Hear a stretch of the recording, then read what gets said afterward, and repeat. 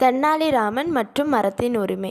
ஒரு நாள் கிருஷ்ணதேவராய அரசனின் அரண்மனைக்கு 2 மனிதர்கள் வந்தார்கள்.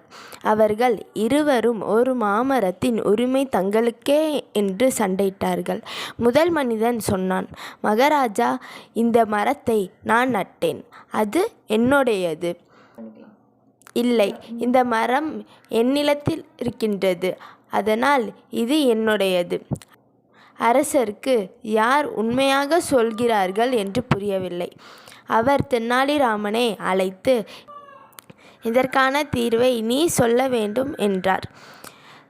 தெனாலிராமன் இருவரிடமும் சொன்னார், இந்த மரம் யாருக்கும் கிடைக்காமல் இருக்க அதை வெட்டிவிடலாம். அதை கேட்டதும் முதல் மனிதன் உடனே சொன்னான், மரத்தை வெட்டாதீர்கள், அது வளர நிறைய வருடங்கள் எடுத்தது. இரண்டாவது மனிதன் சொன்னான், சரி, வெட்டுங்கள், எனக்கு பரவாயில்லை. அதை கேட்டதும் தெனாலிராமன் சிரித்தார்.